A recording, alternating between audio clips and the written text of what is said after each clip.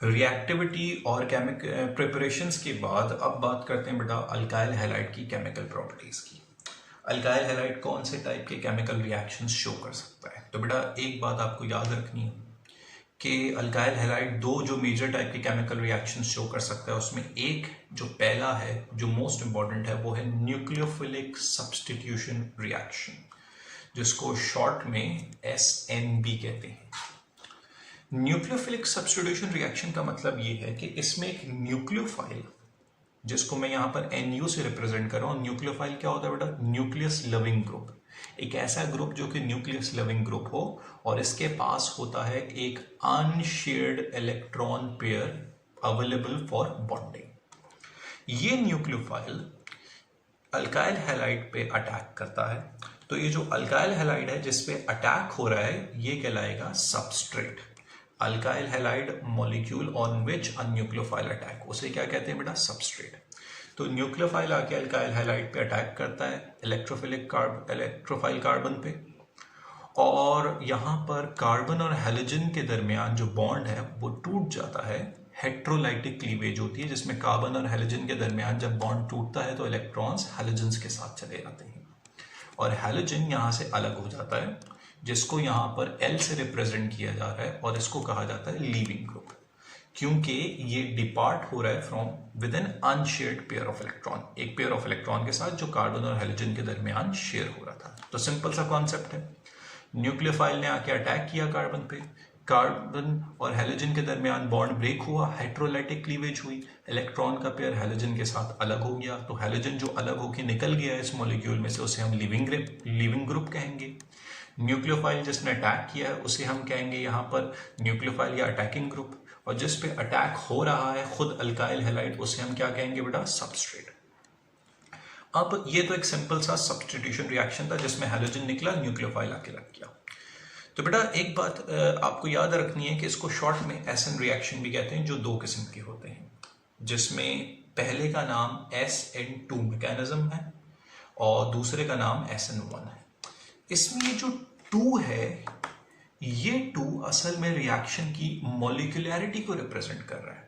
और मॉलिक्यूलैरिटी का मतलब क्या होता है बेटा? मॉलिक्यूलैरिटी का मतलब होता है number of molecules which take part in a rate determining step. एक केमिकल रिएक्शन का जो रेट डिटरमाइनिंग स्टेप है उसमें जितने मॉलिक्यूल्स इन्वॉल्व होंगे वो उस रिएक्शन की मॉलिक्यूलैरिटी कहलाती है। तो क्योंकि इसको बायोमोलिकुलर कहा गया है तो आप खुद भी ये बात समझ सकते हैं कि यहाँ पर रेट डिटरमाइनिंग स्टेप में 2 मॉलिक्यूल्स इन्वॉल्व हैं, जब इसको बायोमोलिकुलर रिएक्शन कहा गया है। और दूसरा SN1 है जिसको हम यूनिमोलिकुलर न्यूक्लियोफिलिक सब्स्टिट्यूशन कहते हैं। तो 1 जो है वो असल में यूनिमोलिकुलर को रिप्रेजेंट कर रहा है। इसका मतलब ये हुआ, जो आपको खुद भी अब समझ आ जानी चाहिए, कि इस रिएक्शन का जो रेट डिटरमाइनिंग स्टेप है उसमें सिर्फ एक मॉलिक्यूल जो है वो इन्वॉल्व है, इसीलिए इसे यूनिमोलिकुलर कहते हैं। खैर, अब हम देख लेते हैं बेटा बायोमोलिकुलर और यूनिमोलिकुलर सब्स्टिट्यूशन रिएक्शन। तो सबसे पहले हम बात करते हैं बेटा बायोमोलिकुलर न्यूक्लियोफिलिक सब्स्टिट्यूशन रिएक्शन की। सबसे पहले बेटा कुछ बातें जो याद रखनी है कि एक सिंगल स्टेप रिएक्शन है, एक सिंगल स्टेप रिएक्शन है, तो यही इसका रेट डिटरमाइनिंग स्टेप भी होगा। इसमें आप देख सकते हैं कि 2 मॉलिक्यूल्स इन्वॉल्व हैं, एक तो न्यूक्लियोफाइल जो अटैक कर रहा है और दूसरा खुद अल्काइल हैलाइड, इसीलिए ये बायोमोलिकुलर रिएक्शन है।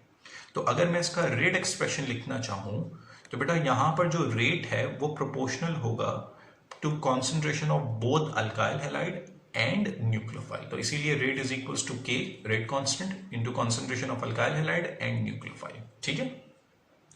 और ये वाला जो मैकेनिज्म है, जनरली जब भी यहाँ पर प्राइमरी अल्काइल हैलाइड की बात होगी तो वो हमेशा यही वाला मैकेनिज्म फॉलो करेगा, SN2 मैकेनिज्म।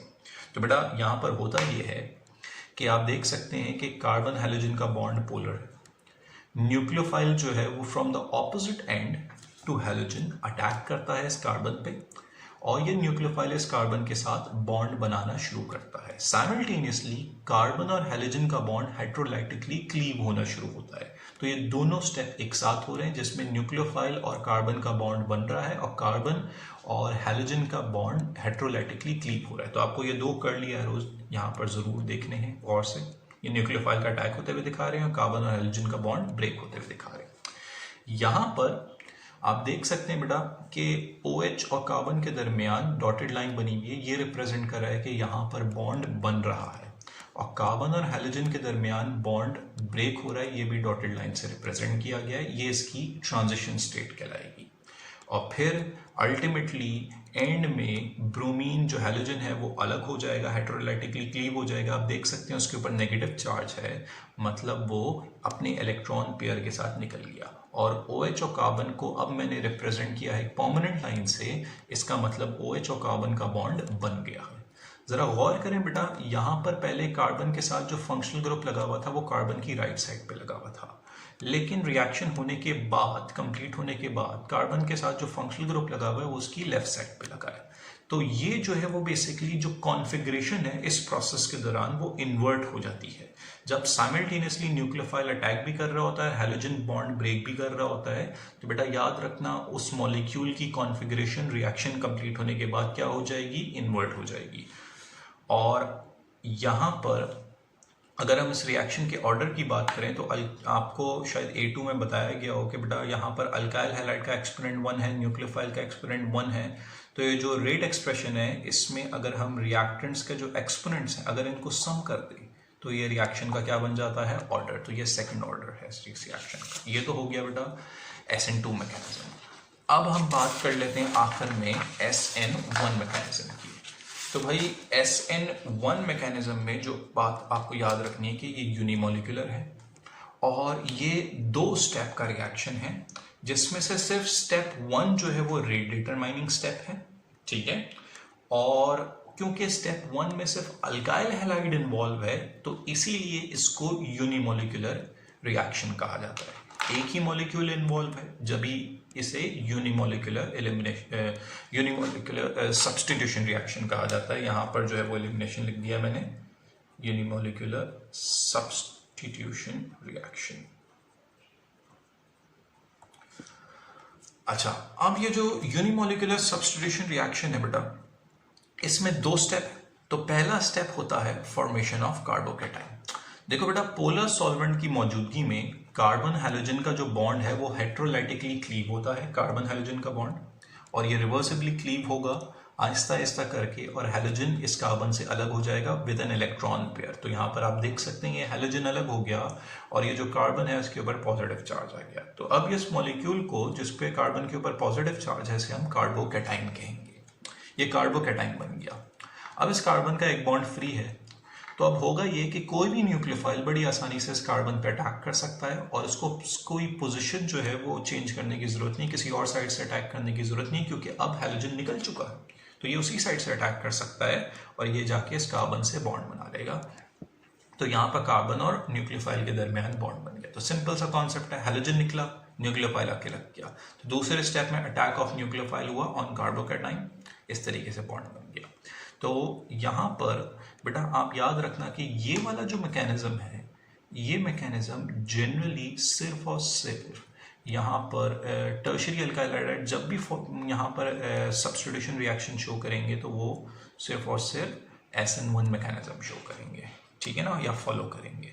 तो बच गए बेटा सेकेंडरी फिर कौन सा मैकेनिज्म शो करते हैं? तो याद रखना सेकेंडरी अल्काइल हैलाइड दोनों किस्म के मैकेनिज्म शो कर सकते हैं, SN1 भी और SN2 भी, लेकिन वो डिपेंड करता है उनके मीडियम पे। अगर पोलर मीडियम हो तो secondary alkyl halide SN1 mechanism show करते हैं, और अगर नॉन पोलर मीडियम हो तो secondary alkyl halide SN2 mechanism show करते हैं।